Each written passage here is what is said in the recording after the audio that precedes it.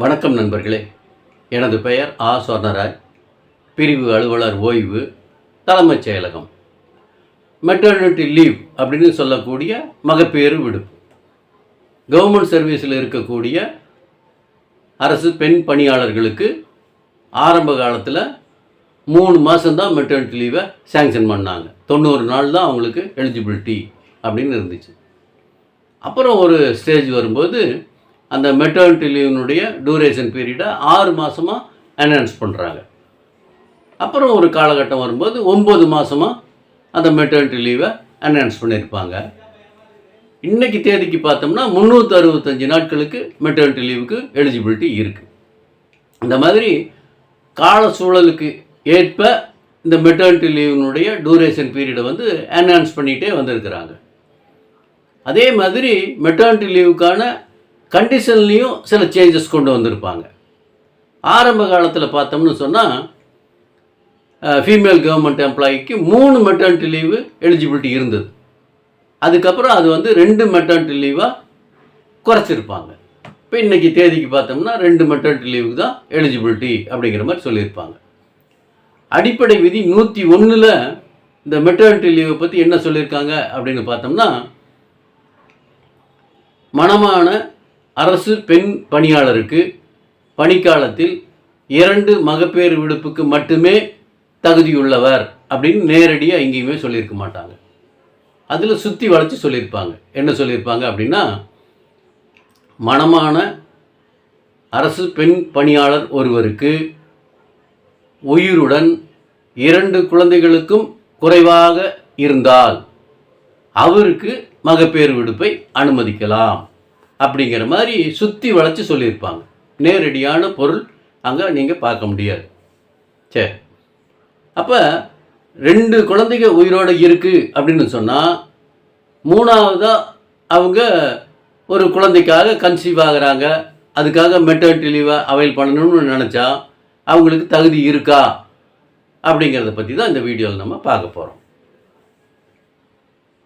ஒரு staff nurse health டிபார்ட்மெண்ட்டில் அவங்கள கான்ட்ராக்ட் பேசிஸில் அப்பாயின்ட் பண்ணுறாங்க. கான்ட்ராக்ட் பேசிஸில் அவங்க ஒர்க் பண்ணிகிட்டு இருக்கும்போது அவங்களுக்கு 2 குழந்தைங்க பிறக்குது. அந்த 2 குழந்தைகள் பிறக்கும்போது அவங்க மெட்டர்னிட்டி லீவை அவைல் பண்ணலை. ஏன்னு சொன்னால், அன்றைய காலகட்டத்தில் கான்ட்ராக்ட் அப்பாயின்மெண்ட்டில் வேலை பார்க்கக்கூடிய பெண் அரசு பணியாளர்களுக்கு மகப்பேறு விடுப்புக்கு தகுதி இல்லை அப்படின்னு இருந்த காலம் அது. அதனால் அவங்க மெட்டர்னிட்டி லீவை அவைல் பண்ணலை. இதுக்கிடையில் அவங்களுடைய சர்வீஸை ரெகுலரைஸ் பண்ணுறாங்க. இப்போ ரெகுலர் கவர்மெண்ட் எம்ப்ளாயியாக வந்துடுறாங்க. இதுக்கிடையில் அவங்களுடைய கணவரை விவாகரத்து பண்ண வேண்டிய ஒரு சிச்சுவேஷன் வருது. அவரை டைவர்ஸ் பண்ணிடுறாங்க. அப்புறம் கொஞ்சம் காலம் கழித்து 2வது திருமணம் பண்ணிக்கிறாங்க. இப்போ கன்சீவ் ஆகிறாங்க. இப்போ மெட்டர்னிட்டி லீவுக்கு நிர்வாகத்துக்கிட்ட அப்ளிகேஷன் கொடுக்குறாங்க. அதை ரிஜெக்ட் பண்ணுறாங்க. ஏன் ரிஜெக்ட் பண்ணுறாங்க அப்படின்னு சொன்னால், அடிப்படை விதி 101 கோட் பண்ணுறாங்க. அவங்களுக்கு ஏற்கனவே 2 குழந்தைகள் உயிரோடு இருக்குது, அதனால் அவங்க மெட்டர்னிட்டி லீவுக்கு எலிஜிபிலிட்டி இல்லை அப்படின்னு சொல்லி அவங்களுடைய மெட்டர்னிட்டி லீவ் அப்ளிகேஷனை ரிஜெக்ட் பண்ணுறாங்க. ஆனால் அவங்களுக்கு ஒரு அட்வைஸ் கொடுக்குறாங்க. அந்த ஸ்டாஃப் நர்ஸுக்கு அட்வைஸ் கொடுக்குறாங்க நிர்வாகம். என்ன சொல்கிறாங்கன்னா, நீங்கள் வேறு எலிஜிபிள் லீவ் இருந்துச்சுன்னா அதை அவைல் பண்ணிக்கங்க அப்படின்னு அட்வைஸ் பண்ணுறாங்க. அப்போ அந்த ஸ்டாஃப் நர்ஸ் என்ன பண்ணுறாங்கன்னா, 90 நாளைக்கு மெடிக்கல் லீவ் அவைல் பண்ணுறாங்க. 106 நாளைக்கு அவங்க கிரெடிட்டில் இஎல் இருக்குது. அதனால் அந்த 106 நாளைக்கு இஎல் கேட்டு அப்ளிகேஷன் கொடுக்குறாங்க. மிச்சம் இருக்கக்கூடிய நாட்களுக்கு லாஸ் ஆஃப் பே லீவுக்கு அப்ளிகேஷன் கொடுத்துட்டாங்க. இப்போ நிர்வாகம் என்ன பண்ணுது அப்படின்னு சொன்னால், அவங்களுடைய அந்த 90 நாள் மெடிக்கல் லீவுக்கு அப்ளை பண்ணாங்க இல்லைங்களா, அந்த மெடிக்கல் லீவ் லெட்டர் வச்சுக்கிட்டு அவங்கள மெடிக்கல் போர்டுக்கு ரெஃபர் பண்ணிடுறாங்க. இவங்க மெடிக்கல் போர்டுக்கு போகிறாங்க. அங்கே மெடிக்கல் போர்டில் என்ன சொல்கிறாங்க அப்படின்னு சொன்னால், நீங்கள் 3ஆவதாக இப்போ கன்சீவ் ஆகிருக்கீங்க, அதனால் உங்களுக்கு மெட்டர்னிட்டி லீவுக்கு எலிஜிபிலிட்டி இல்லை அப்படின்னு அந்த மெடிக்கல் போர்டு சொல்கிறாங்க. இது அவங்க வரம்பு மீறி செயல்பட்டுருக்காங்க அப்படின்னு தான் நம்ம பார்க்கணும். ஏன்னு சொன்னால், அவங்களுக்கு மெட்டர்னிட்டி லீவுக்கு எலிஜிபிலிட்டி இருக்கா இல்லையா அப்படின்னு சொல்ல வேண்டியது நிர்வாகம். மெடிக்கல் போர்டு சொல்ல முடியாது.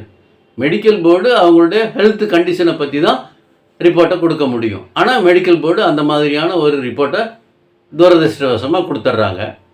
அதே மாதிரி அந்த ஸ்டாஃப் நர்ஸுக்கு டெலிவரி டேட் வந்து 30/9/2024. அவங்க மெடிக்கல் போர்டுக்கு போகிறது வந்து 24/9/2024. இப்போ அவங்கள வந்து அந்த தேதியில் டியூட்டியில் ஜாயின் பண்ணலாம்னு சொல்லி அவங்களுக்கு ஃபிட்னஸ் சர்டிஃபிகேட்டு மெடிக்கல் போர்டு கொடுக்குறாங்க. இப்போ தான் அந்த ஸ்டாஃப் நர்ஸ் என்ன பண்ணுறாங்க, கோர்ட்டுக்கு போகிறாங்க.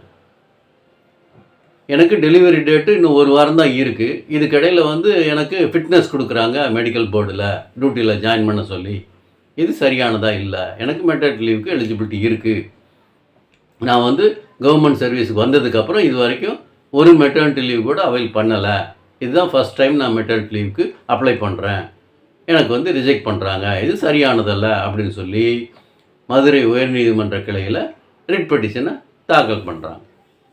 இப்போ அதை எதிர்த்து நிர்வாக தரப்பில் கவர்மெண்ட் அட்வொகேட் என்ன சொல்கிறார் அப்படின்னு சொன்னால், அடிப்படை விதி 101 கோட் பண்ணி சொல்கிறார்.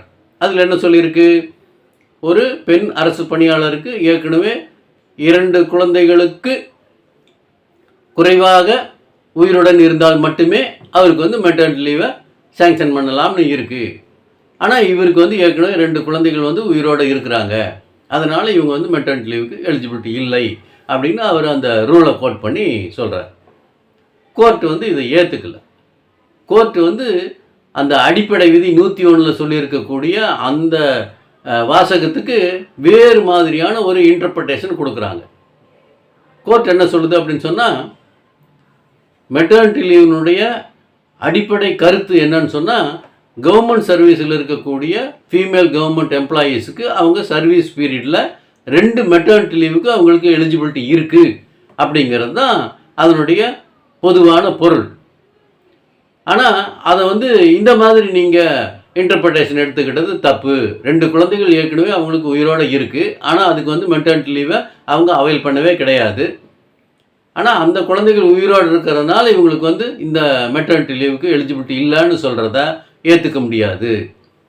அதனால் ஒரு கவர்மெண்ட் சர்வீஸில் இருக்கக்கூடிய ஃபீமேல் கவர்மெண்ட் எம்ப்ளாயீஸுக்கு வந்து அவங்களுடைய சர்வீஸ் பீரியடில் 2 மெட்டர்னிட்டி லீவுக்கு எலிஜிபிலிட்டி இருக்குது அப்படின்னு தான் இன்டர்பிரட்டேஷன் எடுத்துக்கணும்னு சொல்லி கோர்ட்டு வந்து அந்த ஸ்டாஃப் நர்ஸுக்கு மெட்டர்னிட்டி லீவுக்கு சேங்ஷன் பண்ணணும் அப்படின்னு சொல்லி அந்த கேஸில் ஆர்டர் இஷ்யூ பண்ணியிருப்பாங்க. இப்போ இதிலிருந்து நம்ம என்ன பார்க்கணும் அப்படின்னு சொன்னால், எந்த ஒரு ரூலையும் நம்ம நேரடியான பொருளில் எடுத்துக்கிட்டு பார்க்க முடியாது.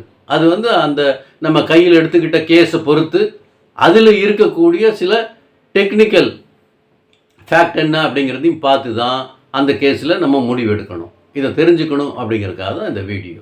நன்றி, வணக்கம்.